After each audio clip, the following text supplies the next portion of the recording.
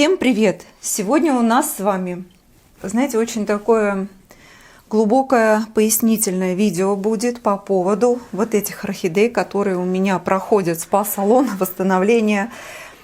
Используются разные варианты размещения. Где-то менялась система посадки, где-то даже вообще не трогалась, только немножко. По поверхности я устилала кокосовые чипсы для того, чтобы мне сохранить ту корневую систему, которая находится на поверхности посадки, хоть как-то сохранить, потому что все, что там, это аба, там капец. Сейчас я вам расскажу, что сработало для меня просто как вау-эффект при восстановлении вот этой орхидеи. Я вам сейчас сама покажу, что происходит. И если честно, я вчера только обратила внимание именно на это. И у меня реально вот до сих пор состояние удивления просто зашкаливает. Давайте начнем вот с этой орхидеи. Это орхидейка, пожалуйста, биглип полосатик. Я его так назвала, названия нет. У него было написано на горшке тест. Эту орхидейку мне отдали на восстановление, потому что у нее после пересадки ее хозяйкой пропали все корни. Вот, ну, я вам показывала, мы размещали ее на наращивание корней в систему содержания влагоемкую. Те тяжи, с которыми орхидейка у меня осталась в руках, пошли туда, внутрь посадки, для того, чтобы эти тяжи внутри посадки хоть как-то питали растения, была возможность орхидейки хоть как-то меняться и получать необходимую воду в листики, на новые росты. Вот так я делала миксовку влагоемких компонентов. И вот эти тяжи, которые находятся здесь, они всегда в воде. Либо всегда мокрые. Я подойду, опрыскаю. Вот сейчас водичка уже с уровня, вот смотрите, как она стоит. Видите, уже видно, тут и зелень пошла, водоросли пошли расти. Но я ее не трогаю. У нее, в принципе, идет хорошая стабилизация процесса. Но кое-что мне не очень нравится. Что не нравится, смотрите. Растущие корешочки, вот кончики тех корней, которые появились достаточно давно, вот видите, они хорошо отросли, и, дорастая до уровня грунта, они куклятся. Что происходит? Вы знаете, у меня есть предположение по поводу того, что я вам говорю, что посадка, она влагоемка, да, специально сделана для тяжей, которая, корневая нить вот эта тоненькая, которая во влажном находится состоянии всегда. Она не пропадает даже в воде, когда она полностью замочена достаточно долго. Но на поверхности вот эта кора, я буквально сейчас перед видео, я опрыскала, она была сухая. Здесь влажно, здесь сухо. Ну, это как бы предсказуемая история. Мне кажется, что все-таки корни, дорастая до сухой коры, они куклятся. Здесь можно сделать несколько вариантов. Либо доставать растения, отсекать вот это вот место поражения бывшее. Вот это вот маленький вот этот обработанный Максимом сухарик. И заглубляя растение по вот этот уровень, вот так, где корешочки сейчас у нее новые появились. Смотрите, какая обалденная история. Вот. Не хотят расти, закуклились вот эти корешочки, пошли быстренько в рост, новые росты. На орхидее второй листик растет, и состояние вот этого листика, я вам могу сказать, ну, неплохое. Нет такого, чтобы прям вот он висел как тряпка, нет. Он, в принципе, в таком хорошем состоянии находится. Вот здесь у него все плотненько. Вот, поэтому я сейчас не буду делать кардинальных каких-то мер. Я просто возьму мелкую орхиату, предварительно ее увлажню. Полчаса она постоит после увлажнения. Увлажнение методом опрыскивания самой моей мелкой орхиаты, которая только у меня есть. Фракции, сейчас я вспомню, 6-9 у меня самая мелкая фракция. И увлажненной орхиатой, которая немножко подвянет после опрыскивания, я укрою всю эту посадку вот вплоть до такого уровня. Вот так. И буду смотреть, наблюдать, что будет происходить дальше. В принципе, орхидейка, она пролечена. У нее, конечно, вот этот вот сухарик есть, красный вот этот, не очень хороший. Но Вот как я вам объяснила, моя точка зрения именно в плане закукливания растущих корней, то, что они касаются сухой коры, совершенно сухой. Вот. Буду надеяться, что это не вот эта болячка, которая когда-то съела шею, корневую систему этой орхидейки, что это не она блокирует рост корней. Будем на это уповать, и я буду активно наблюдать за этим. Все, что я сделаю, это я добавлю сейчас мелкой коры на поверхность посадки. Сразу вам могу сказать, что сейчас у меня здесь литр тепленькой водички. Я всегда только теплой водой, не делаю холодовой шок для корневой системы. У меня вода в полив идет всегда градусов 30 или 33. Как я ее делаю теплой? Обыкновенно фильтрую воду из чайника, добавляю тепленькой водички. У меня получается очень приятно. Я вот беру, это обалденная тепленькая вода. На литр воды у меня идет препарат Привикур 1,5 мл. Вот такой. Почему я это делаю? А почему делаю, я вам сейчас расскажу на примере вот этой орхидеи Аба. Сейчас я добавлю вот сюда эту водичку. В уровень тяжей у меня там будет Привикур находиться постоянно. Сейчас, секунду, все сделаем. Добавляю по поверхности воду в нижний уровень этой посадки для того, чтобы тяжи находились во влажной среде. Очень хорошо работает добавление Привикура и оставлением воды с Привикуром достаточно долго в уровне посадки. Очень хорошо работает на подачу водички вот этими тяжами. Да, они без веломена. Да, это есть такое. Но когда тяжи находятся постоянно во влаге, хоть какое-то количество воды они дадут. Это уже проверено мной на миллион раз, поэтому я тяжи не убираю. Они очень хорошо сохраняются, находясь в воде месяц, 2, 3, сколько угодно. Они не портятся, если они не серые, если они вот эти ниточки беленькие. Изначально у вас пошли в посадку. Все тяжи, которые находятся в поврежденном состоянии, они, как правило, либо темно-серые, либо коричневые, либо черные. Такие тяжи я убираю, потому что они уже поражены грибковостью.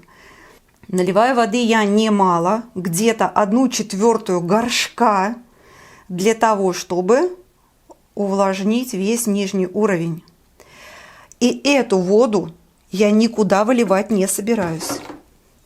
Вот как погрузился горшок в воду, вот видите, так он и стоит до тех пор, пока вода не поглотится грунтом, не испарится, она опускается в нижний уровень, и все. И я уже орхидею совершенно не трогаю. Иногда по поверхности могу подойти и опрыскать. Но сейчас я это делать не буду, потому что добавлю орхиаты.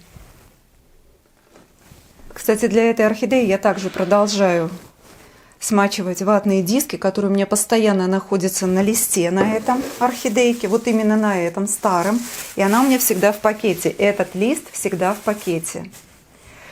Давайте смотреть дальше, что происходит, что, собственно, меня вчера удивило. Меня бомбануло реально, когда я это увидела. Открываю вам и показываю. Вы помните, что из листьев было у этой орхидеи?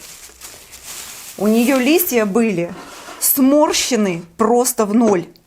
Они были очень с большой потерей тургоролистиков. Они толстые, да, они толстые. И вот эти вот морщинки, они были настолько, знаете, вот они просто пронизали все листья, и уже листы стали переламываться. Я их фиксировала вот длинными палками, как могла, реально. Посмотрите, что творится. А знаете, после чего это происходит? После того, что у меня горшок наполовину был заполнен предыдущим поливом, был заполнен водой с привикуром. Привикур блокировал развитие инфекции в горшке, развитие инфекции на бывшей оболочке корня, веломена там уже нет. Мокрые тяжи в посадке, где нет инфекции, они очень хорошо, в том числе, качали воду орхидеи. Как корни стартанули в рост. Девчонки и мужчины, сами смотрите, я ничего не придумываю. Нет тут пока нового листа, но вот то, что я... Это, вот смотрите, это просто бомба. Листья которые полностью восстановили свой тургор. Я в шоке. Корни за это время выросли. Вот этот, ну, практически вырос после применения привикура. Вот этот корешок. Вот на таком уровне был. Вот на таком малюсенький. Видите, такая вот перешеечка. И потом как пошел расти, а вот эти вообще как сумасшедшие растут. И, кстати, мне очень нравится состояние, вот, по крайней мере, вот этот корешок очень долго питал растение, он наполнен. Вот здесь вот сухие корешочки, здесь сухая оболочка, я ее не трогаю. Вот эти тяжи, они тоже находятся, кстати, в воде, вот эти вот тяжи, покрытые просто сухой оболочкой. Здесь инфекции нет, но опять-таки вода с привикуром действует, как нам с вами необходимо. И вот вода эта была, вот сегодня буквально я промывала горшочек для того, чтобы мне обновить воду в посадке у этой орхидеи. Вот так вода была. То есть все испарилось, вся вода с уровня полгоршка до вот этого уровня, она была поглощена корнями, тяжами, все-таки толчок какой-то есть воды по ним. Она была поглощена грунтом, ну, корой вот этой. Я не зря тут кору положила, чтобы она такая была увлажненная, чтобы все-таки необходимый уровень влаги был в посадке. И я сейчас делаю тот же самый финт ушами. И я наливаю воду с привикуром опять туда, в таком же объеме, погружая этот горшок в привикур наполовину. Все, вот, пол горшка утоплено в воду. А теперь я вам расскажу, как это у меня получилось. Почему я оставила воду с привикуром в горшке совершенно случайно. Я стараюсь все щупать, все пробовать, потому что понимаю, что этот препарат действенный, что если долго я его оставлю в уровне тяжей, ничего страшного он для орхидеи не сделает, потому что там нет рабочих корней, которые имеют единую структуру, оболочку, виламен, губчатую структуру, вот этот корень, корневую нить, да, нет целостности, корни там пропавшие. Вот, надо отметить, что когда уровень воды упал, я дала посадке просохнуть, я видела, что уровень упал, ушел вниз, вот в уровень керамзита, туда водичка опустилась, я дала ей просохнуть где-то дней 10, и вот через 10 дней я делаю новый залив привикуром. Почему такое произошло? Я просто поставила его туда, на его место, где он у меня находится на восстановлении, и забыла вылить привикур с водой. А потом смотрю, буквально наверное, через дня 3, думаю, как же я забыла воду с привикуром вылить у Абы. Подлетаю к горшку и просто обомлела от увиденного, как очень активно начали расти корни вот эти. Я так и оставила воду с привикуром в уровне посадки этой орхидеи. Я поняла, что вот именно в таком состоянии, когда там нет корней рабочих, орхидея может стоять в этом рабочем растворе до тех пор, пока он вниз не уйдет. Вот смотрите, я, знаете, видела, конечно, я наблюдала потом, мне это было очень все интересно. Сейчас я корешочки туда эти опущу. Мне было, конечно, все это интересно. Вот этот корень, вот этот, он очень хорошо качает воду. Вот видите, он уже позеленел, и вон сюда зеленый приходит. Когда у меня привикур с водой стоит, вот этот корешок очень хорошо зеленеет, вот этот.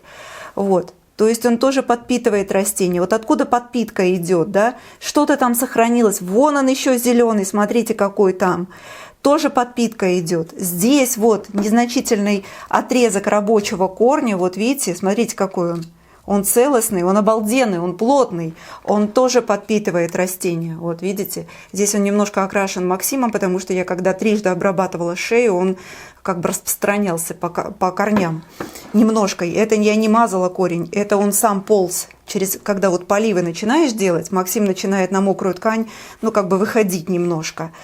Вот этот подпитывает орхидейку, то есть все работает на воссоздание прежнего состояния растения, на поддержку, на питание, ну и так далее. Поэтому все, вот получив результат один раз, я теперь могу сказать, что я буду реально практиковать, если мои растения будут в таком состоянии находиться, не дай боже, конечно, но вот как вариант, это обалденная история. Вот. Я долго ждала, пока вот эта вот активная новая корневая масса начнет быстро расти, но как-то было ни шатка, ни валка. Еле. А привикур дал необходимый лечебный эффект плюс стимуляция. Все. А листья, ну я обалдела. Вот этот вообще, он был загнут. Он был почти переломан. Вы посмотрите, я даже не... Вот, слушайте, подпорку бы снять. Но вот не хочу. Вы видите, что листья, вот, тургор. Слышите, как стукает? Все хорошо. Так, увлажнять. Вы знаете, я даже и не знаю, увлажнять мне их, не увлажнять. Но если только немножко. Просто я сейчас их опрыскаю. Также пакетики одену. Но я буду смотреть. Может быть, кстати, вот в нахождении ватных дисков на листьев уже необходимость отпадет. Все. И третью я вам сегодня покажу. Четвертую я вместе с вами пересаживала. Вы знаете о ее состоянии. Не так давно на канале выходило видео. Это кот. Я вам могу сказать, что тоже все отлично. У этого кота тоже мы вместе с вами. Все это единая серия тех растений, которые очень как-то в короткий промежуток времени ко мне поступили. Меня попросили восстановить. Это не мой дикий кот. Вот, это дикий кот женщины, которая живет у нас со мной в одном городе. И вот я для нее восстанавливаю этого дикого кота. У него появился второй уже, смотрите, листочек. Он хорошо, активно, интенсивно растет. Корневая система, вот там 2 корня, вон там 3-й еще корень. Ну, посмотрите. То есть хорошая картина появления новых корней, вырастания в грунт и так далее. Вот у этого дикого кота, вы видите, воды сколько? В уровне кокосового волокна вода стоит. Не в уровне керамзита, а в уровне кокосового волокна. И я стараюсь эту воду держать у него постоянно так. Почему? Мне необходимо, я знаю, что там корней нет, и мне бояться нечего совершенно. Вот, кстати, можно ее вылить и сюда воду с привикором налить. Сюда, по-моему, я привикор не добавляла. Вот, что я добиваюсь таким высоким уровнем воды в посадке? Угрозы нет никакой, 100%, потому что там нет корней. А вот то, что растет новое, оно будет стремиться к влажным слоям. Я буду это чувствовать, видеть, и уже потом, когда я буду понимать, что те корни, которые отращивает эта орхидейка, они уже могут врастать более глубокие слои этой посадки, вот тогда я уже буду уменьшать уровень воды, чтобы не переувлажнить те корни, которые врастают в эту посадку. Вот, тоже здесь я увлажняю листочки. Вот такая вот у нас восстановительная серия. И, я считаю, что это очень показательно. Там он тоже корешок растет. Сейчас я вам... Вон он, внизу там. Короче, пробуждается, вон там, под этим корнем, внизу еще один. Пробуждается все, что необходимо, все, что возможно. Орхидейки восстанавливаются, чему я, безусловно, очень радуюсь. И, это как, знаете, для меня как достижение реально при восстановлении растений, которые находятся в очень сложном, инфицированном таком моменте. Я их лечила, я их восстанавливала. До сих пор это делаю. Но растения отвечают взаимностью мне. Все, сейчас я увлажню диски, верну назад пакетики на листики и поставлю их в хорошие теплые места содержания под активную фитоподсветку. Без этого никак. Орхидеям нужно обеспечить хорошую подсветку при зимнем восстановлении, потому что без подсветки сложно добиться. Чем только не корми, чем только не балуй, толку не будет. Подсветка – один из важнейших факторов при восстановлении орхидей и теплое содержание. Ну а на сегодня у меня для вас все. Надеюсь, информация была мной объяснена и пояснена исчерпывающе для вас. Желаю вам всего доброго, здоровья, благополучия. Пусть у вас всегда все получается на 5. Всем пока-пока. До новых встреч.